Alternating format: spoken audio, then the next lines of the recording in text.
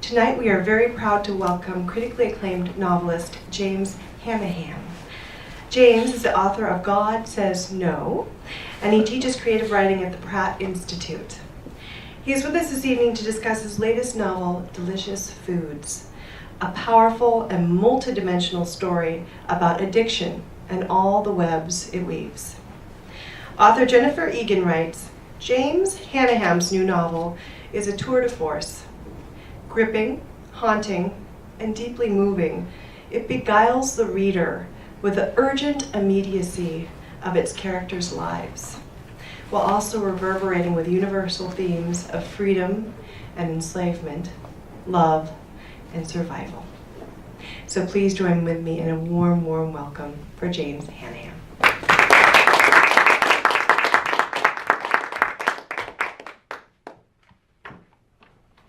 Thanks everybody for coming out. I got it. It's fine. It's just a little stage business. I'm totally comfortable with this. Yeah, I can. I was in the theater at a certain point. So I know a theater that used a lot of microphones actually. So I know how to work this one. Okay. Thanks again. I'm just going to thank you for coming for several minutes while I adjust my underwear.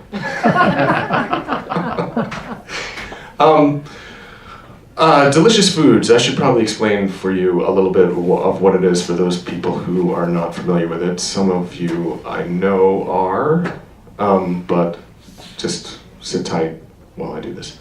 Delicious Foods is the story of a woman and her son who are embroiled eventually in what is known as a kind of debt slavery scam. They are coerced. The mother, because of something that happens to her husband, who's a community organizer in Louisiana,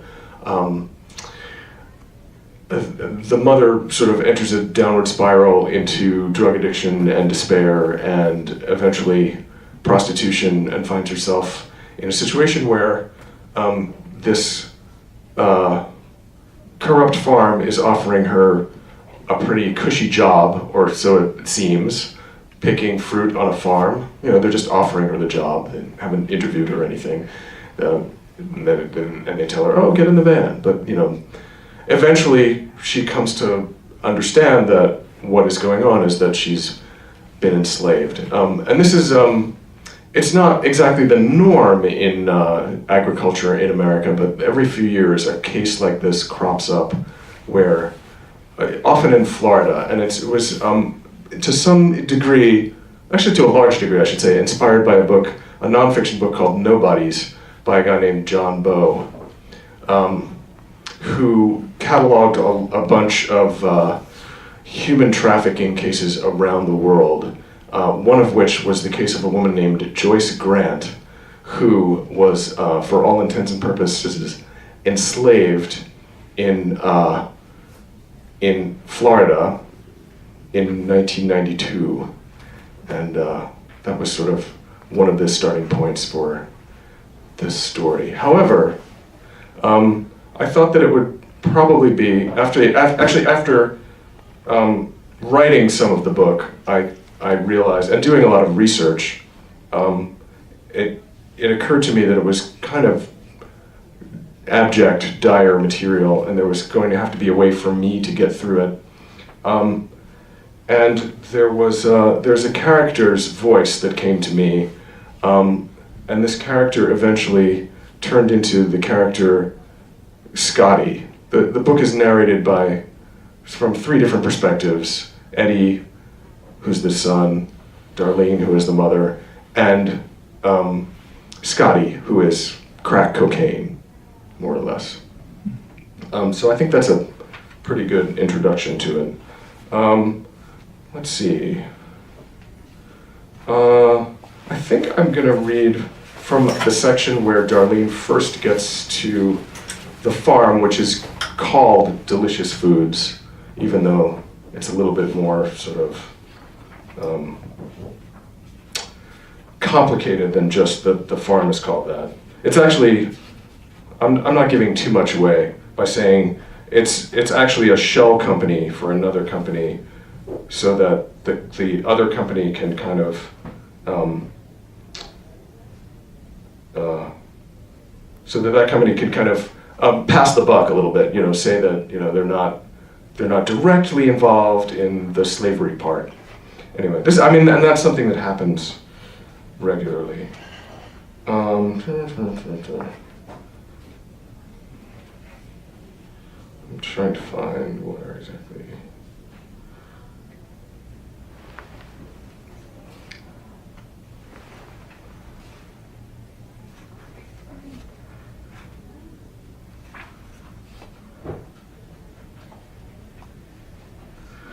Maybe I'll read from the first chapter where Darlene is being coerced into getting into the van that I just described.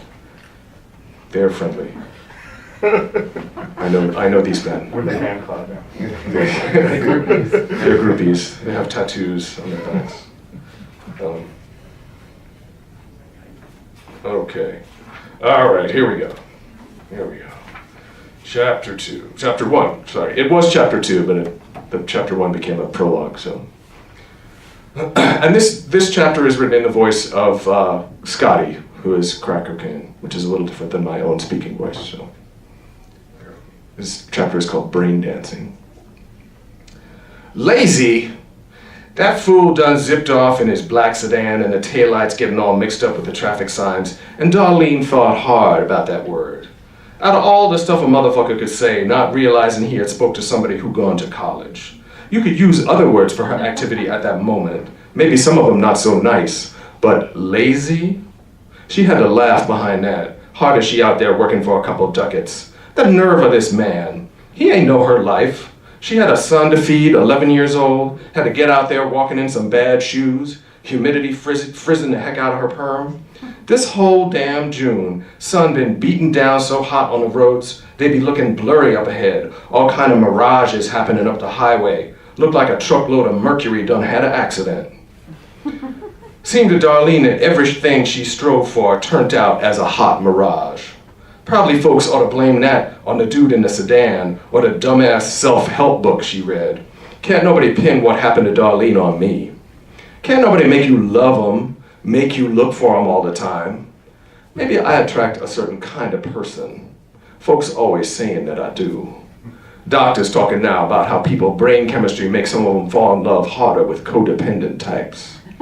But I feel an obligation to Darlene. Out of all my friends, and baby, I got millions, she make me wonder the most if I done right by her. Sometimes I think to myself that maybe she shouldn't have met me. But then again, can't nobody else tell her side of things but yours truly, Scotty. I'm the only one who stuck by her the whole time. 9 months out on the street, and she still had a meek little attitude about doing the do, She ain't had to look down at all. My girl had on flats and a skirt that went below the knee. No lie.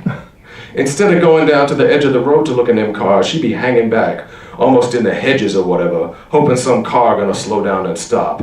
She reckoned she'd get in and get cool in the vehicle. Solve 2 problems at one time. Across that double line over at Hinman's Aquatic World, it was some giant plexiglass pools resting on their sides, looking like God's bedpans. The owners had just turned on them plastic palm trees with all the lights in them. Pickup trucks parked at steakhouses, broken neon trim blinking on the wall of the porno store. Forlorn-ass Mexicans be chilling at the bus stop. Texas was stupid, I'm sorry. Fat, sunburned gluttons and tacky mansions every place. Glitzy cars that be the size of a pachyderm. A thrift store and a pawn shop for every 5 motherfuckers. Fucking limestone. Whole state and everything up in that bitch made of limestone. Damn strip malls look like they done come right up out the ground. Upon this rock, I shall build my strip mall. It's like they ain't heard of no other rock. Granite salesmen getting jealous. In summer, Texas too hot for 99% of life forms. In the 2-month winter, ain't none of them houses insulated, so you gotta rub your legs together under your blanket like you a grasshopper. Rub so hard you're about to set your own ass on fire. Then some crew-cut O-face she hoping gonna be a trick, so she could score and we could hang out. He just slowed down and stuck his neck out the passenger side and went, lazy. Lazy. Darlene took a few steps back. The flats made me feel for her since the first time I met her. She said from the get-go she couldn't wear a certain kind of pumps, but wouldn't say why, and it wasn't until I penetrated the inner sanctum of her brain later that I found out the truth. She made a note to remember that guy and his little rabbit face. Because when they said lazy, they also meant nigger. Hardy fucking har har. And lazy working on who behalf? Hustling this hard at the Peckerwood National Savings Bank, she'd be the damn manager. Hell, Darlene thought, I'd be the CEO. It'd be an easier job, too. In that air conditioning, I have put this paper in this folder. Now I will return that pen to its holder. Done. I am leaving for the day. Hey, Mrs. Secretary, where did you put my golf clubs? A pothole by the white line tripped her, and my girl be wobbling. She twisted a tendon and almost dropped her handbag. My sweetheart thought bending over would be vulgar, even though she had on that long-ass skirt. She still ain't no thing one about marketing herself. She squatted, and she saw that highway marker sparkling down there, and that took her mind off the rabbit-faced man and sent it rushing back to her usual thoughts. Thoughts about how to spend more time with me. I wanna rock with you, she sang without thinking about it. The days start going dark orange, and some shadow starts to cut through the trees like they'd broken bottles. The past kept dogging her, like she could always hear its clunky old motor idling outside of whatever else be in her thoughts. The sound of her dead husband whistling would get super loud up in her head, and if I couldn't stand that noise, you know it made her stone crazy. Darlene would double the fuck over. This time she bent down and put her hands over her ears like the sound coming from outside her head. Once that particular bad feeling passed, she got up and turned to face traffic, thinking about a happy person. The book said that to get good experiences and money in your life, you had to think positive thoughts and visualize shit. So she imagined some dude thumbing a fan of 20s into her hand, held out her palm to take some imaginary cash. I almost busted out laughing. But instead of Fat Money Johns down this road, it's only some soccer moms going by and frowning behind the wheel of their minivans. The kids' heads be swiveling with their mouths open and closing, pointing their little chocolatey fingers at her, going, Mommy, what's she doing? Next thing you know, the Isley brothers singing, Who's that lady? In her head. Real fine lady. At that time, Darlene truly was fine. That girl could have stopped more traffic than just some tawdry Johns if she'd have wore some tight miniskirts and high heels. I kept trying to tell her that shit all the time. Now where in hell had she walked to? Halfway to Beaumont, it seemed. Nobody else out there hooking, else they had better luck. Crickets getting louder. Dog barks be coming from way to hell and gone. Headlights whizzing by, all silver and black like low-flying spaceships. Could be anybody in there. Aliens. E.T. and shit. Chewbacca smoking dope with Alf. Darlene started shuffling backwards, staring into them headlights, till she got near to the end of the commercial strip of whatever the hell city she in. Out there wasn't no more traffic lights, edge of the world. After that, just flat dark. Brushy dirt, short trees, squinty little stars. Wait, was that the fucked up carcass of a crow? Nope, just a busted tire tread in a damn emergency lane. The sun finally gave up and turned its back on the dusk. Fuck you, winter sun. Fuck all y'all. You skanky freaks don't deserve no sunlight. Find another star. Outside the parking lot of a closed-down barbecue restaurant, somebody's headlights drove up like glowing monster eyeballs, blasting in Darlene Face, and hallelujah, the car slowed down. Old cheapo car, VW Rabbit something. Darlene couldn't see in, but somebody could see out, so the car slowed to a halt in the gravel. In there is some little round-faced man, about 50, leaning across a lap, cranking down that window. Light brother with a short fro, wine-tinted Coke bottle glasses, rough skin. He had a cigarette stuck in his left hand, his round-ass belly up against the steering wheel. The lap in the passenger seat belonged to a skinny teenage boy in a short-sleeved shirt. His kid has skin light as the man's, pretty lips, ears out to here, the picture of a scared-ass virgin. Even a rookie could figure out that setup. Tobacco smoke poofed out in Darlene Face, so she pulled back like somebody done thrown a snake at her, even though she a hardcore smoker herself. I thought Darlene could have made a living as a singer. She moved like a dainty princess, like one of them bougie Marilyn McCoo, Lola Falana types. Out on the AM radio in the car, she heard DeBarge doing Rhythm of the Night.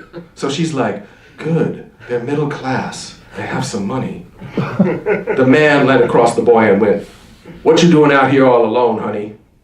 Get cool, get paid, get some rocks, go home.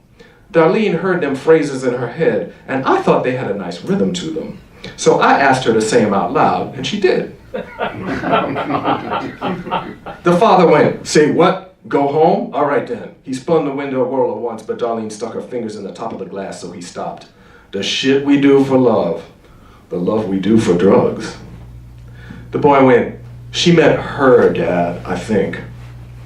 We noticed a car keychain made of braided plastic swinging off the steering column, and the shadows of the braids was forming a pattern like a swastika. That got us both to thinking about what the book had said. What about the Jews? Darlene thought, and also said. They couldn't have brought the Holocaust on themselves, right? The kid went, excuse me? The Jews, you know. She pointed at the keychain. Chosen people. Jews? The kid said. Yes, because if you're an antenna, the kid went, ma'am, you okay? With your good thoughts, I mean. The father shut the engine, took his glasses off, rubbed his eyes and put the glasses back on. He scratched his fro and went, how much is gonna be? The grid on the kid's shirt made Darlene remember a tablecloth from her childhood. People who know me well, always be making interesting leaps and turns inside their head. I call it brain dancing. Me and Darlene was doing the hustle right about then. You could hear the flutes from that Van McCoy jam going, do, do, do, do, do, do, do, do, do the hustle.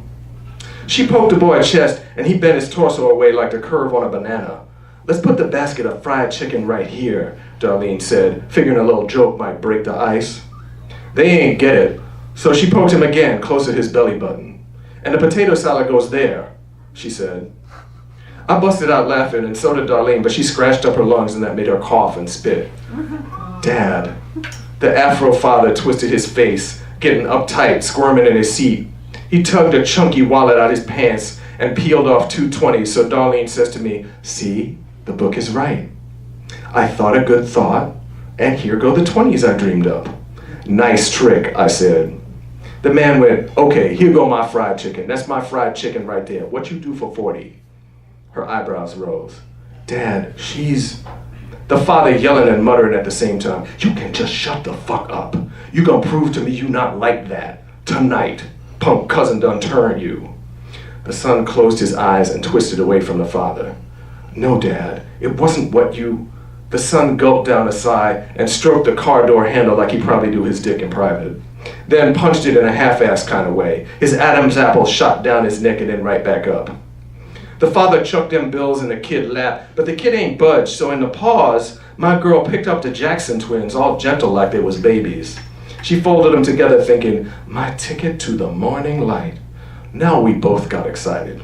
40 clams not much, but it did mean we was gonna be spending a whole bunch of time together in the very near future. We was like, love soft as an easy chair, love fresh as the morning air. Darlene wondered if we could just book right then so she wouldn't have had to do nothing else. She had too much pride in her heart for this line of work. And I kept telling her, yeah, fine, do what you want. I don't judge nobody. The father broke the silence and went, get out the car, go in them bushes, get laid. He stuck out his lower lip. Bitch got my money now. The kid put his hand on the door and went, you mean your fried chicken? Maybe I'll stop there.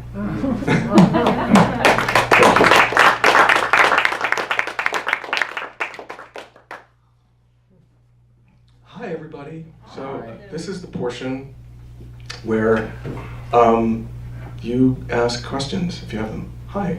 Hi. So this particular book you've written, what agenda were you kind of advancing? What was of interest to you in the Fable of It? I mean, what was really interesting to me was the fact that this kind of thing was happening in the same place to the same demographic. Slavery was happening to black people in the modern day South. And, I had been kicking around thinking that I was going to write at some point a story that dealt with the legacy of slavery in the United States. And when I discovered that this was happening through John Bo's book, I was like, wow, it doesn't have to be a period piece. Yeah. Like, it's actually, there's no reason to kind of make a metaphor out of it. Mm-hmm. It's just, it's happening. And there are a lot of different varieties of modern slavery. And you always see stories about it, but I feel like I've never seen it dealt with in a novel, really. No, certainly not this type of chattel slavery. It's not chattel slavery, but this type of modern slavery. And I mean, my first thought was like, well, nobody's going to really enjoy that. But I felt at the same time that it was something that people ought to face. Because, I mean, come on, really? Yeah. I think that's one of the reasons people don't want to face it, is that it's too absurd to imagine, like, no, we haven't really progressed that much in terms of, the way we treat other people around the world. And, and even in the same place where we think this has all been eradicated and it's all gone and, like, everything's, I don't think everything is hunky-dory, but, like, there are people who really think, oh, slavery, get over it. But, like, I'll get over it when it's done. Mm-hmm. There are more slaves on the planet now than there ever have been. There's like 27 million slaves on the planet. There are more people on the planet, so that's part of the reason. But saying that slavery is over is like saying that drugs are over because they're illegal. Yeah. Huh. That's interesting. Steve? So 2 things. One is the largest population of modern day slaves in the United States are Chinese. Wow. But the other question, it's not a question. Well, the first one wasn't a question. Sammy's voice. Scotty. Scotty's voice. It's Scotty, like Beam Me Up Scotty. That's actually okay. the nickname that crack users use for crack. Okay. So it sounds in a lot of it like her. What's the female character? Darlene's inner voice. Yeah. Right, but it's not. So I just wanted you to talk about why you decided to make it not her inner voice. Well, originally it was supposed to be, but then I changed who I thought Darlene was supposed to be. And at that point I hadn't made a decision about whose voice it really was. I was just like, oh, this is kind of a fun, weird, trashy voice to write, and I'm enjoying this. But then once I changed who I thought she was, I was still left with the voice, and I was like, well, who is it then if it's not her inner voice? And I was like, oh no, it's the drug. Yeah. That's brilliant. I've never heard that. Yeah. Thank you. You'll be getting your money later.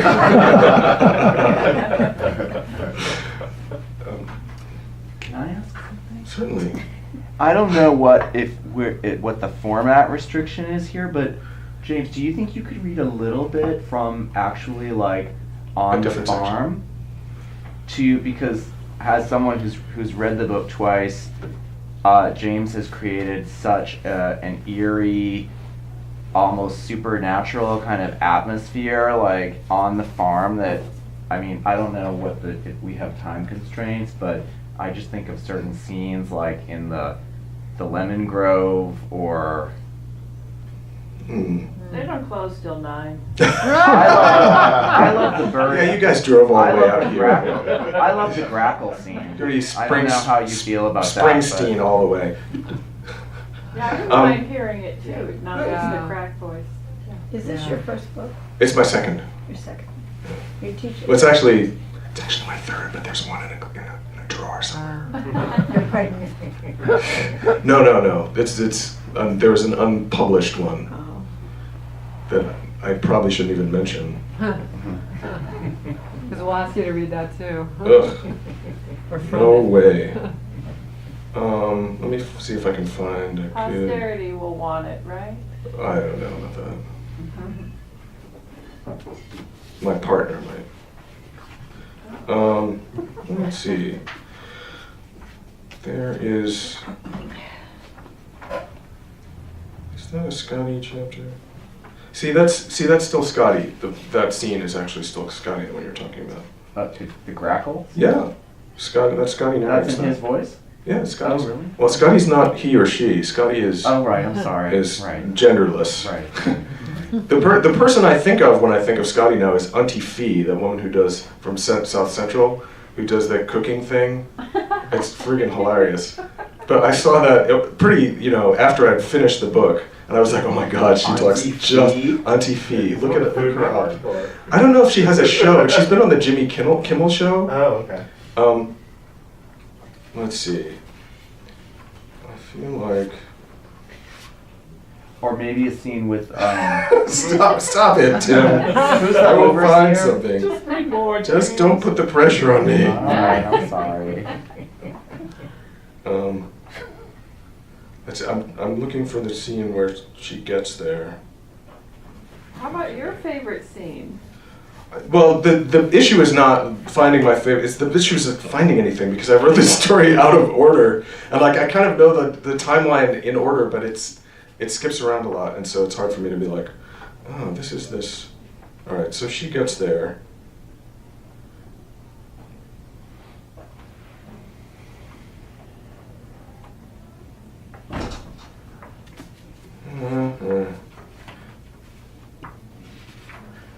Hold on, I'm almost there. I've almost got it.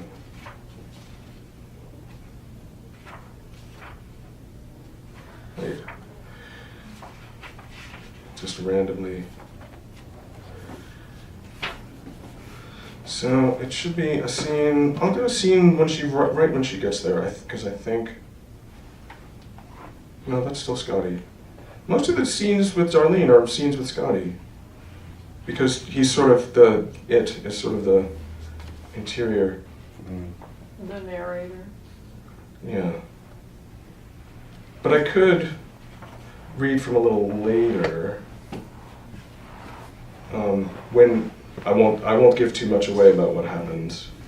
But let's see.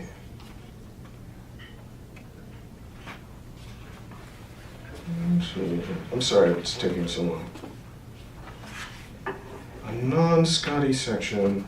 Oh, I don't. is That's in- not a. I don't care if it's Scotty. I think this It's more one. important that you- You know what? I'll tell a little. This is a little bit about life on the farm. Yeah. It's not as connected to Eddie and Darlene, but Eddie's in it, and it's a non-Scotty. It's called Somerton. Later I'll explain if you want some of the buried references. On rainy days, work didn't always slow down, but it sometimes changed focus. The routine might include fewer outdoor activities related to harvesting, more indoor tasks, and maintenance. For the most part, the equipment at Delicious either did not work very well or did not work at all. Most of the cultipackers had numerous missing teeth, and some of the crossbars holding them together had snapped from rust damage, come apart at the bolts, and no one had ever repaired them, or the machines had received some nearly laughable stopgap patch. As for the other farm equipment, someone had wrapped the broken axle of a wheelbarrow back together with a large quantity of twine, while someone else had reattached the ends of several rakes with duct tape. To till the land, the farm still used a large number of moldboard plows, possibly from the 1960s, whose coulters had chipped, hung loose from their beams, disappeared, or, in some cases, become so corroded that their height regulators had fused to their beams. It appeared that management had appointed Hammer chief of maintenance, but only his proprietary exclamations of sorrow and guilt over the atmosphere of disrepair gave that role away, since nobody ever saw him do anything to actually take care of the machines. One day during the rainy spring, 6 months after he'd arrived, Eddie happened to be on detail with Hammer and a few other workers in the garage with the mostly intact roof, as opposed to the makeshift coverings that had become permanent fixtures. "Oh Lord," Hammer griped, almost like somebody suffering in a church pew, "do we have a lot to do here? Look at all this." He stepped around a leak dripping from the ceiling to survey the disorganized, musty space, and then, overwhelmed, made a gesture with his hand, first toward the crew, then toward the chaos, implying that somehow the two should interact. "Get to work, y'all. he told them. He scampered toward the garage doors, and after a few minutes, Eddie smelled cigarette smoke floating in from his general direction. The crew milled around in confusion until Eddie suggested to Tuck and Hannibal that maybe they should start organizing the place by putting like things with like, exactly the phrase he'd heard a teacher use in grade school. In minutes, the three of them were delegating various responsibilities to the rest of the crew members, some of them piling hose and shovels near one another, separating the useful ones from the broken ones, others taking inventory of bags of lime and concrete, a few more stacking paint cans, sweeping, and clearing out floor space. Eddie found a stash of light bulbs and decided to replace the many broken lights on the 3 tractors stored in that particular garage, and later many others, and to patch up part of the paint job on one of them. The spirit of cooperation and focus produced a nearly joyful frame of mind in the group, raising the collective mood despite the worsening weather. For the first time in weeks, Tuck broke out in song. He's a former blues bassist. He was in a blues band with a guy named Willie Mad Dog Walker. His version of Robert Johnson's I Believe I'll Dust My Broom perfected the song's bittersweet quality, and some of the other guys joined in, responding either with grunts and encouragement or by trying to learn the melody and sing along as Tuck gained conviction and roared each new stanza a little bit louder and gruffer. Then he and everybody else, to the extent that they could follow, sang Struggling Blues, Disgusted Blues, and Troubled About My Mother. At times, Tuck sang directly to Eddie, the lyrics standing in for what he could never express directly. But then Hammer came back into the garage and waved his hands disapprovingly without saying anything coherent. He adopted a pained look that gave everybody the impression that they all had to stop singing, not because of any imminent punishment, but because they had screwed up by finding a way to make the work bearable. Nevertheless, the crew had discovered a secret portal to escape the tyranny of their superiors, and Tuck continued to lead them in singing the blues whenever possible. Someone else would lead them less effectively when Tuck wasn't available. One afternoon, they journeyed out to pick carrots, a grueling, thankless task, especially since few of the vegetables had grown very large or looked particularly healthy once you shook the dirt off the plants. Eddie sometimes heard other workers complain that some of the produce ought to go to feed them, and some folks would sneak a bite of something whenever they could, despite the strict rules against it, and Howe's assertion that he had once fined somebody $400 for biting a sweet potato, and not even a clean one. It sounded like bravado, but Eddie wouldn't have put it past him. By mid-afternoon, the temperature leveled off. A parade of cumulus clouds lunged across the sky, occasionally providing shade in the middle of the vast flat field. Eddie could just make out the nearest line of taller trees if he squinted into the hazy distance. Hammer had parked the school bus in the field. There's a school bus that they drive out into the fields, and it's modified. It's a pretty standard thing in a lot of farms. They're like a modified school bus that they drive out in the middle of fields with. Its cab pointed in Eddie's direction as he trudged toward it, his tub halfway full. He approached and walked down one flank, hearing voices reverberating inside. Only when he turned the corner to hand his harvest to someone did he notice Sextus's well-maintained antique tractor parked behind the truck, and Sextus himself at the helm, spine erect as a porch support, gripping the wheel as one might a horse's reins. Sextus is the man who owns this mansion that's on the property, and maybe he owns the company, but that's a little murky. And he thinks that Eddie is 16 years old when he's actually, I think, at that point, 12. So he thinks it's okay for Eddie to be working on the farm. And he calls him 16, actually. So he says, "Hey, 16!" Sextus called out.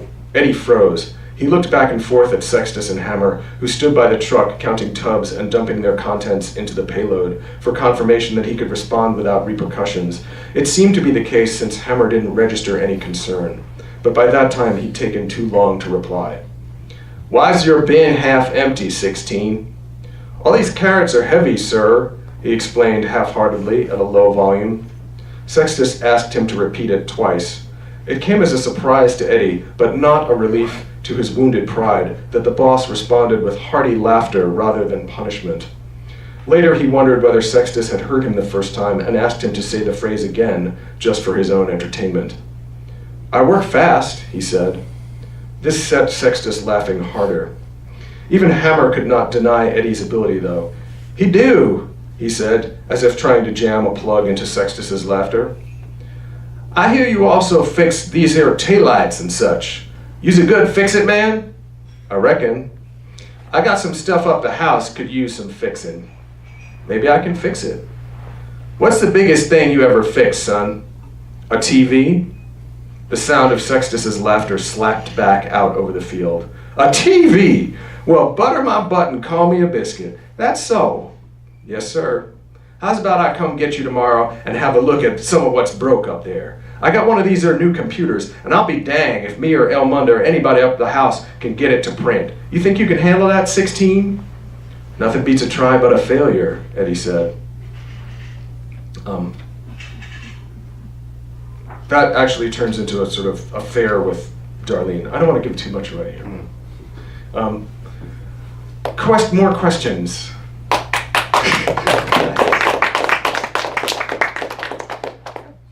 I see. I looked at your acknowledgements, and Yeah. you've been to a lot of writing places. And I was wondering if you could just talk about, I don't know, maybe how that affects the writing, especially if you were working on the same project. You know, suddenly you're writing I don't know, you're in Europe, or in Italy, I guess, a residency in Italy? No, that was the south of Spain. South of Spain. Andalusia. There's a residency called Fundación Valparaíso in Andalusia. Andalusia? Well, whatever. Andalusia. I am un chien Andalusia.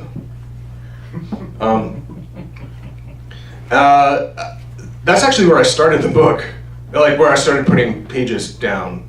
I tend to binge and purge, and I think it's partially because I've been to so many residencies. It's like I know that there's only this one window in which I can get like the kind of concentrated time that I can really get really good work done, and so it feels a little bit like wimpy sometimes. Not, if you've got like, I've got 2 hours between meetings, I can't really, dive into something the way that, one can do if you have like a month and nothing to stop you from doing it. And in fact, I feel like residencies are like the opposite of rehab.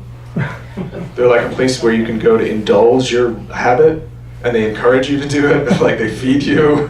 Like it's like so codependent, but it's also like they're, you're hopefully gonna produce something. You know that though. You can't write in your normal life then? You have to do it like that? I wouldn't say that I can't. It's just that, sometimes it's really good. It's so good at a residency that the writing, if you try to do it at home, it just doesn't, unless you have like a week where where there are no distractions whatsoever. All those pesky relationships and like obligations that you have to, that you have to just like stuff, your chores, like all that stuff is like, in a residency, like you're not dealing with any of that at all. And so you really have nothing to do but focus on your work and then gossip with the people at dinner, right? And make great friends. Meet wonderful people who are great writers. Some of whom may be in the room, even. Oh, for example. I have a question. Yes. So you said that the book is in 3 voices, but Perspectives, sorry. Perspectives. Okay, so that was Eddie's perspective. Yes. In your opinion, and so his voice sounds much different, obviously, from Scotty's. And how Darlene's voice, is that first person or third? It's third. Okay. Third. Well, because it's Scotty. So It just didn't feel like one of the ways that Scotty came up was that it didn't feel honest to me to write a first person on a drug addict and have it be like a lucid right. sort of, I remember this, and it just was like, who are you kidding? If you Not a reliable narrative. no, not reliable at all, but it just didn't make sense. Not that Scotty is reliable, but But he's far more loose. Consistent. Yes, he has the opportunity because he's got some it has got some distance on the whole thing. So who Plus, do there's you, enough of those memoirs that are painful life memoirs Yeah, that tell it first person, yeah, right? yeah. Wait, you were about to say something and Sorry, I you, but no, it's okay. I just wanted to make sure Well, I that. was wondering if, and I'm everything's- asking this from a teacher perspective. I know. That's why I'm shaking in my boots. My students ask me this all the time. Can I do this? And Uh-huh. sometimes I'm like, no.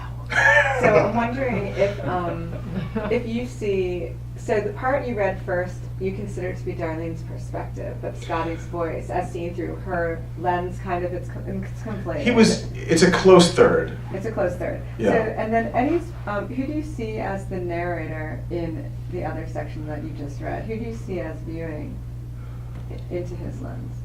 Huh. It's more or less me. So like an invented author. An invented author. It's more of a, non-character narrator. Have you ever read It narratives? It It narratives, like from the 18th century, they were narratives that were written from the perspective of a thing. Oh. So, like, the history of, history of a Bible told by itself, where it talks about kind of moving from one owner to the next, or the history of a guinea or a rupee. There's like a long tradition of Yeah, I it feel like narratives. when a question like this comes up, the answer is, oh, of course. Of course. Oh, yes. Oh, definitely. Yeah. Oh, yeah. Right. Right. Right. I was definitely working in that tradition. Right. Totally. Again. That was the Bible. That was my favorite, the Bible.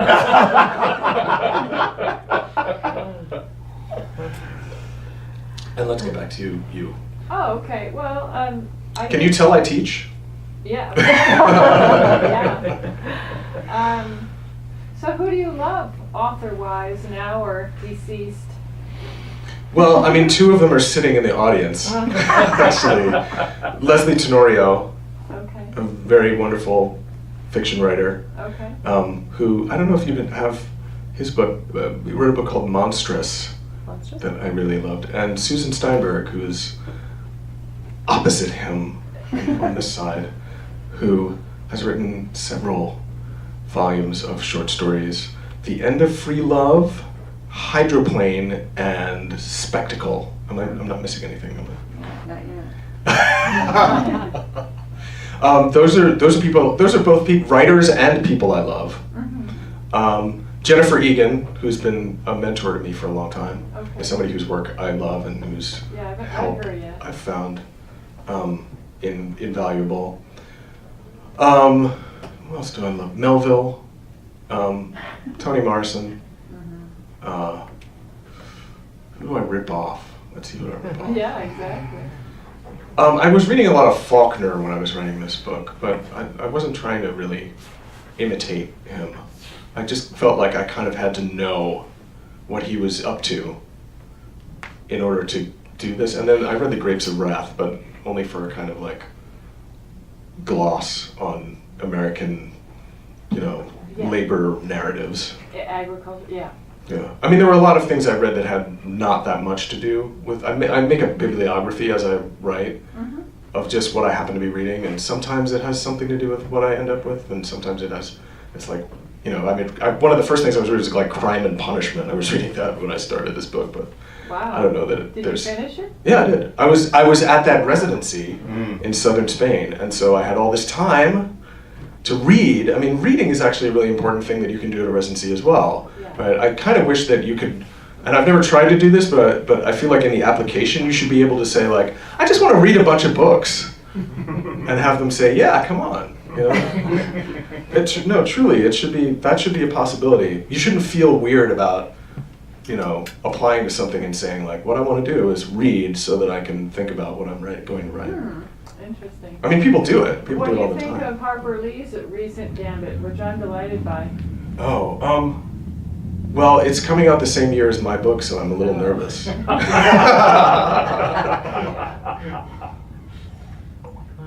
I thought it was really I mean, sad it seems a little ambiguous as to what the real story is.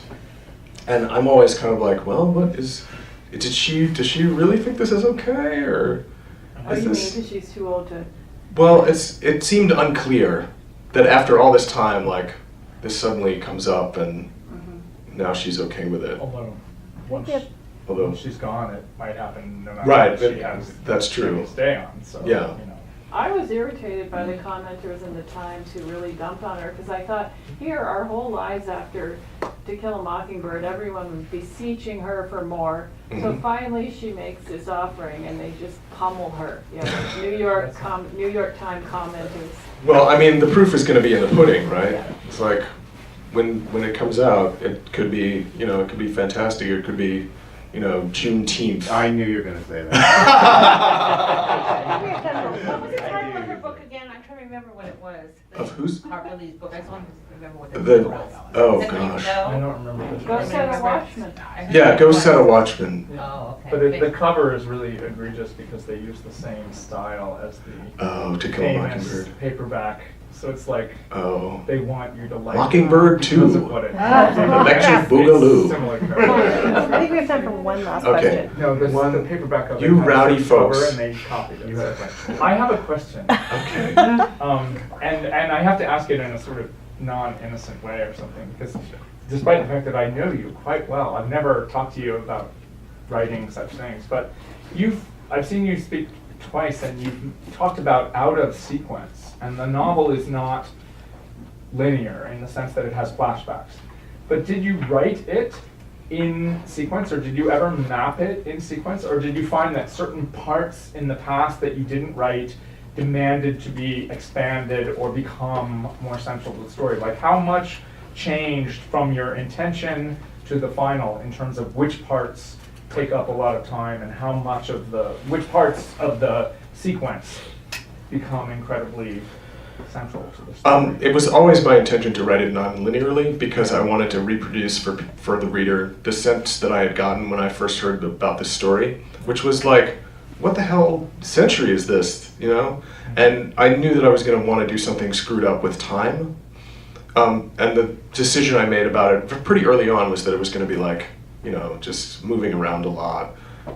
Not so much moving in terms of forward motion, as some people might call it. Right. But in terms of information.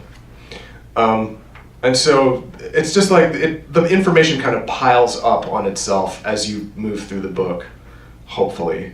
But doing that, there were things that I wasn't taking into account as I was writing it. And so at a certain point, I got kind of like, what the hell is this? And I had to write a timeline once I'd already written most of the book, Right. or most of that first vomit draft, right? So I was like, what did I do?